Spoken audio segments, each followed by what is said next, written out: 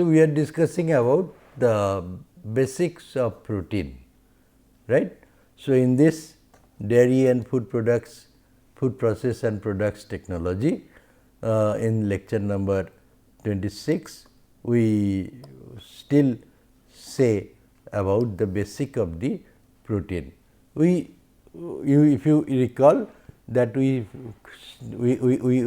landed up to some terminologies which we said that we need to explain.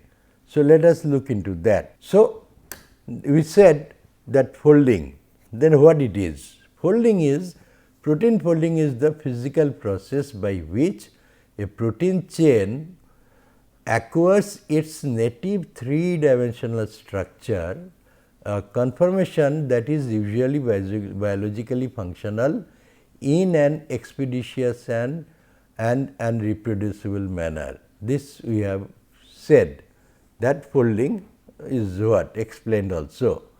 Now, it comes that what is that physical process? The physical process is that physical changes are changes affecting the form of a chemical substance, but not its chemical composition, right.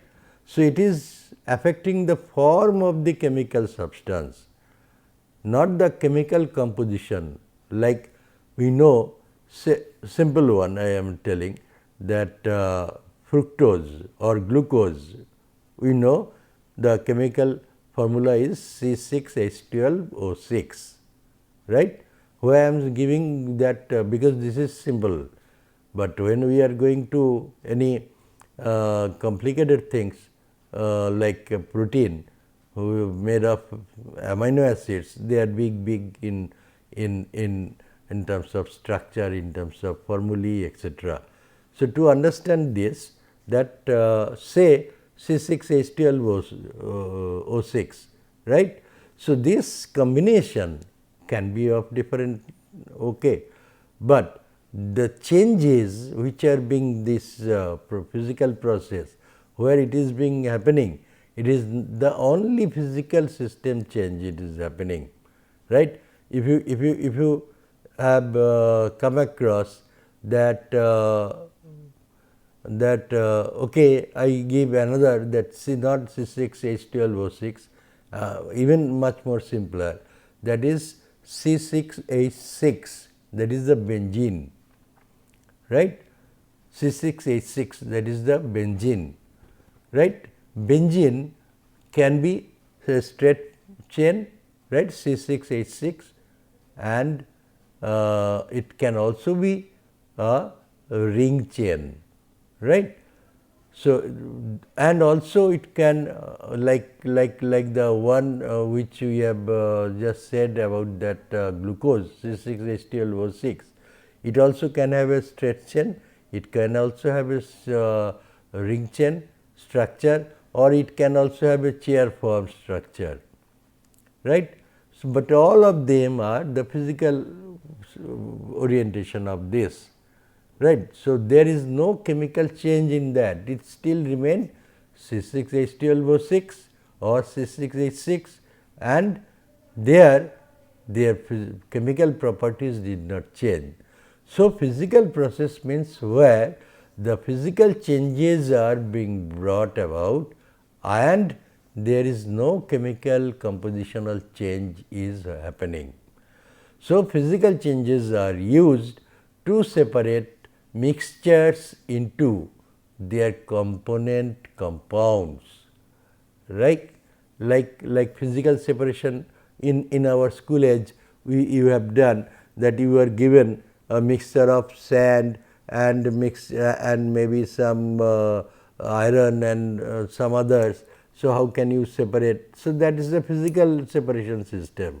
So, you took some maybe magnet, took out the irons, and then you separated iron and this thing sand.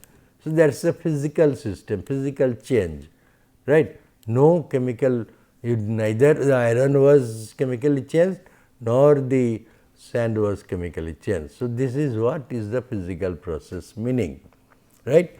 But cannot usually be used to separate compounds into chemical elements or simpler compounds. So, we have not brought down C6H12O6 to carbon dioxide and energy and water, which normally we do in our respiration. Our respiration, the basic unit is that C6H12O6, that is the glucose, from where we are getting energy, and this is getting chemically converted into carbon dioxide, water and energy. So, that is a chemical change, no longer physical, right. So, physical changes are those where no chemical changes, but there may be some formation or separation of the components from the mixture. Then we said native, right. So, this native word, I am again saying it is rather, this might have come across during the British era, that they used to tell the Indians to be native, no. So, that native of course is a connotation of this, but the meaning of this our native protein is that the native state of protein or nucleic acid is its properly folded and or assembled form, both folded or assembled form, which is operative and functional. The native state of a biomolecule may possess all 4 levels of biomolecular structure, with the secondary through quaternary structure being formed from weak interactions along the covalently bonded backbone. This is in contrast to the denatured state. Another thing which you might have come across, that is called denaturation of protein, right. So, this is native state is that the protein or nucleic acid in its properly folded or assembled form, which is operative and functional. The native state of a biomolecule may possess all 4 levels of biomolecular structure. 4 molecules means 4 structure means primarily it is primary structure, secondary structure, tertiary structure and quaternary structure. So, all these 4 could be there, that is what it is called the native state, right. And with the secondary through quaternary structure being formed from weak interactions along the covalently bonded backbone. So, there are some backbones covalently bonded, so that can be interchanged. So, that kind of, that is possible, right. That is called the native protein, that whatever it was. So, the structure in terms of secondary, tertiary or quaternary form may be interchangeable, and in that case this is called the native protein, right. But unlike the other one, which is called denatured protein is that in which these weak interactions amongst the secondary to tertiary or quaternary state or quaternary form are disrupted. So, they are no longer, they can be converted or they can be interchangeable to secondary to quaternary form, right. That is called denaturation, where this weak linking or weak interactions between the bondings, covalently bondings, they are not possible, leading to the loss of these forms of structure and retaining only the biomolecule's primary structure, right. So, if they are leading to the primary structure, then that is called denaturation or denatured protein, right. Then it comes that that we earlier said that protein or nucleic acid, right. So, then it comes to nucleic acid. What is that? Nucleic acids are biopolymers of small biomolecules essential to all known forms of life. Essential to all known forms of life, nucleic acid is the biopolymer or small biomolecules which are essential to form life. They are composed of nucleotides, another term which we have brought in, nucleotides, nucleic acid from their nucleotide, that is the nucleic acid is the biopolymer or small biomolecules. They are essential to form the life, and in that they are composed of the nucleotides which are monomers made of 3 components like a 5-carbon sugar, that is called ribose, a 5-carbon sugar, a phosphate group and a nitrogenous base. All these 3 put together is forming the nucleotide. What is that? 5-carbon ribose, a phosphate group and a nitrogenous base. Now, if the sugar is a compound of ribose, the polymer is called RNA or ribonucleic acid, right. And if the sugar is a derivative or derived from ribose, if it is a derivative of ribose or derived from ribose, then it is called deoxyribose or the polymer is known as DNA or deoxyribonucleic acid, right, deoxyribonucleic acid or DNA. So, that means basically both are, it is having a sugar unit, that is 5-member sugar ribose, and it is also having a nitrogenous component as well as it is having a phosphate component.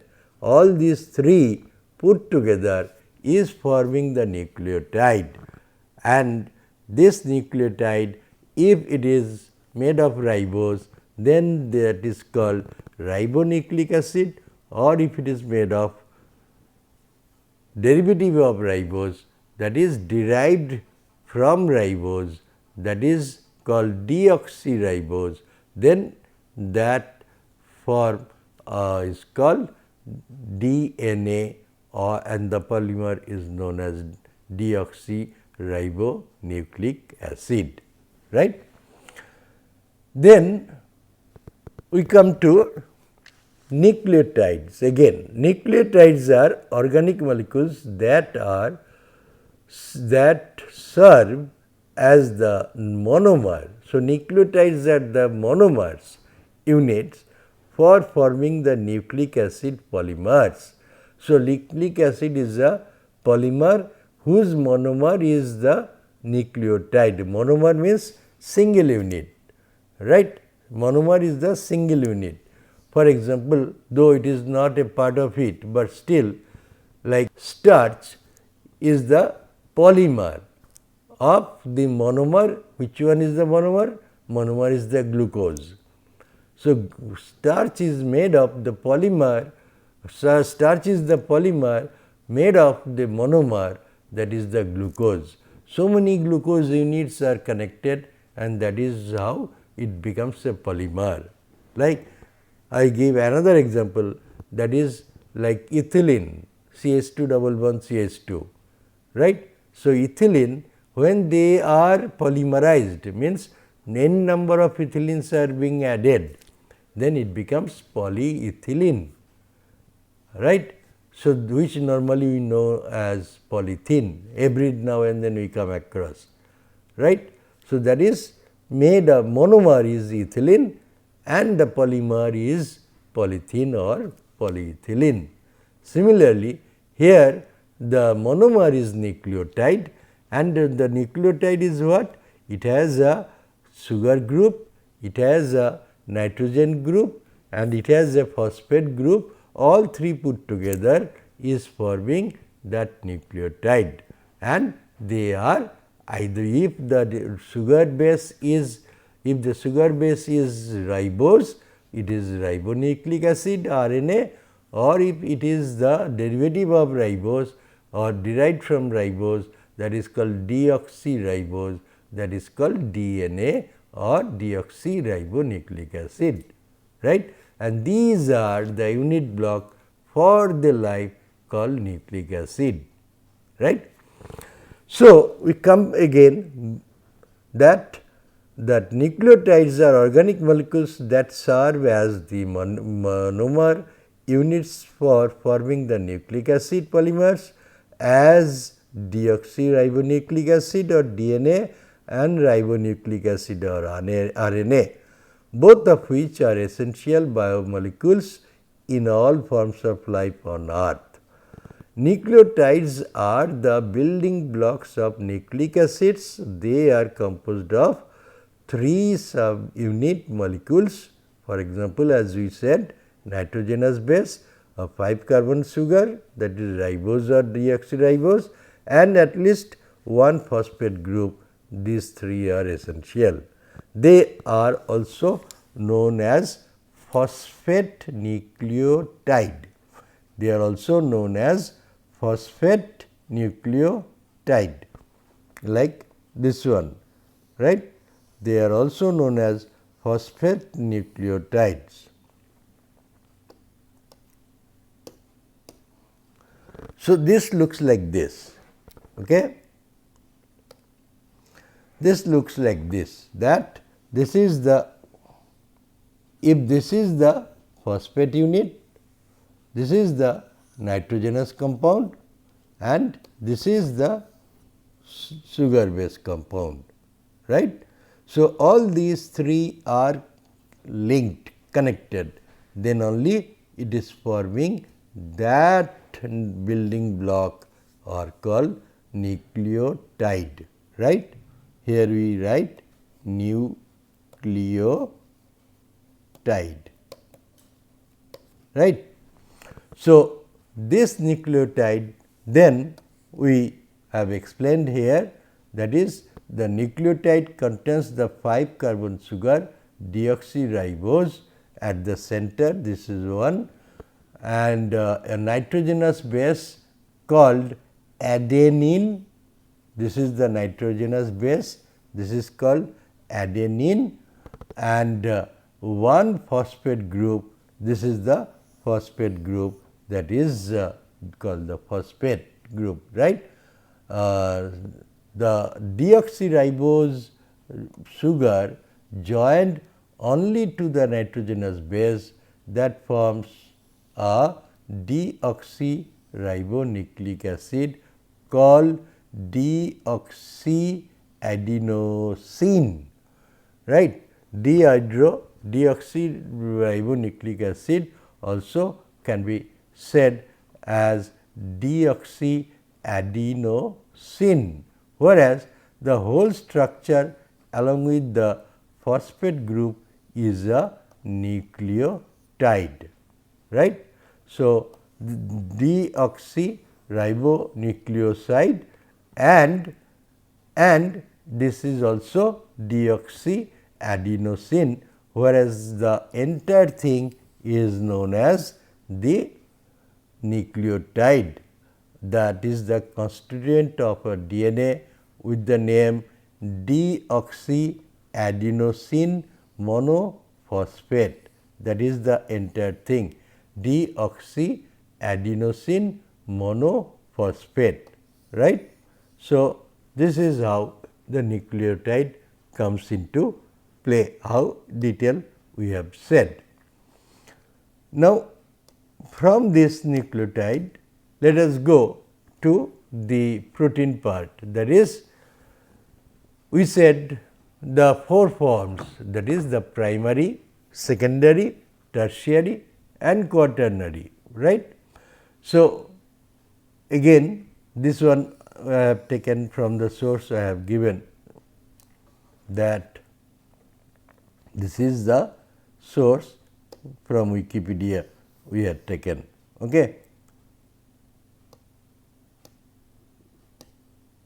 So, here we see an antiparallel an antiparallel beta plated sheet displaying hydrogen bonding within the backbone. So, hydrogen bonding is happening here, hydrogen bonding is happening here, hydrogen bonding is happening here. This is the backbone, right? Hydrogen bonding is happening here. So, these are the hydrogen bonding which is linking this part and this part through this hydrogen bonding, right. So, there are also another sulfhydryl or sulfur disulfide bonding, that also will come, right. Subsequently will come. Hopefully, this thing we should finish today, otherwise will be lacking. So, let us look into that. Primary structure is like this, that is the straightforward primary structure, where these are the amino acids, right, A1, A2, A3, A4, A5, A6, A7, A8, A9, A11, just given a primary structure, that is straightforward amino acids are linked, right. Then it is the secondary or plated sheet. Secondary or plated sheet is like this, that this is like a plated sheet, right, a sheet which is plated, where A1, A2, A3, A4 and they are all connected. So, like that it appears to be a plated sheet, right, or it can also be looked into like this, right. These are the bondings, okay. These are the bondings, or this is A1, A2, A3, A4, A5, A6, A7, A8, all like it is a secondary structure or plated sheet. Then tertiary structure, you see, it is much more difficult, right, like a coil or things like that. It is much more complicated, right. So, here there is a heme unit, or here there is a heme unit, here there is a heme unit, right.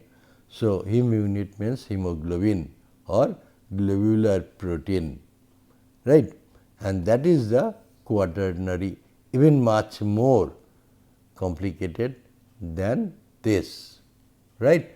This can also be in the form of helix, which we call helical structure, right.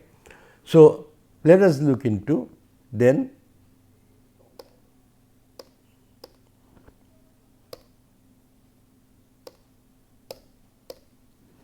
structure, that is the primary structure. We should finish today all the structures.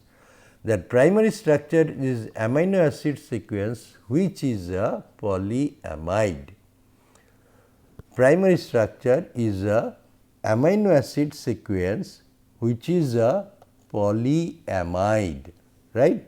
We have said that amino acid A1, A2, A3, A4, these are all in the sequence, A5, like that, as many you can think of, as many you can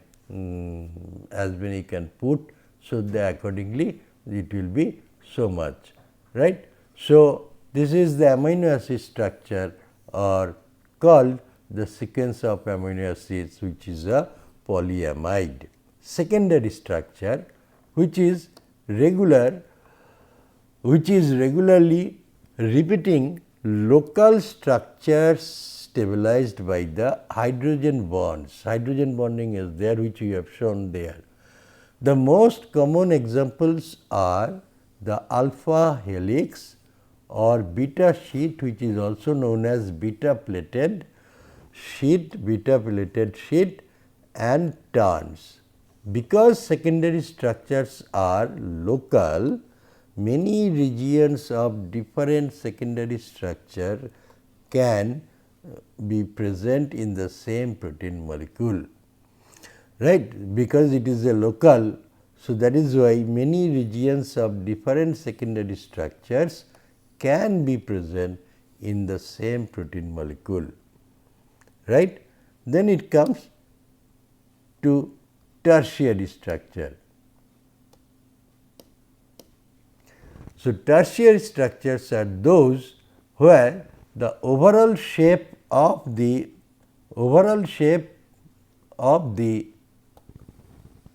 of a single protein molecule. This is the overall shape of a single protein molecule, where the spatial relationship of the secondary structure to one another. So, overall shape of a single protein molecule and the spatial relationship of secondary structures to one another, one secondary structure to another secondary structure in their spatial, that is 3-dimensional arrangement. Tertiary structure is generally stabilized by non-local structures, most commonly the formation of a hydrophobic core, but also through salt bridges, hydrogen bonding, disulfide bonding, and even post-translational modifications. The term tertiary structure is often used as synonymous with the form of fold. The tertiary structure is what controls the basic function. Then it comes to quaternary, right.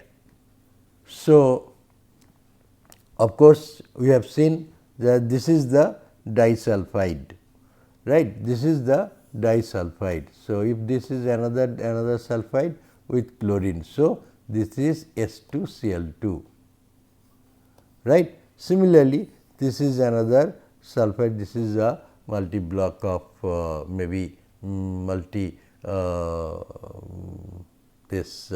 amino acids, right. And in there we have said another term called post-translational modification or PTM. This refers to the covalent and generally enzymatic modification of the proteins following protein synthesis, right. So, the last one which we have is the this is another example of salt bridges which we have given, right. These are the salt bridges, that means both you have here hydrogen bonding as well as ionic. So, that is covalent and hydrogen bonding and ionic bonding together, that is called the salt bridges, right. Then we come to quaternary, because this is the last, and this is quaternary structure, the structure formed by several protein molecule, that is polypeptide chains, usually called protein subunits in this context, which function as a single protein complex. So, in structural biology, a protein subunit, right, subunit here we said the structure formed by several protein molecules, polypeptide chains, usually called protein subunits, and this subunit is a single protein molecule that assembles or co-assembles with other protein molecules to form a protein complex, right. So, I think we are running really out of time. So, let us call it a day, and again we will now come to the real protein in the milk in the subsequent class. Thank you.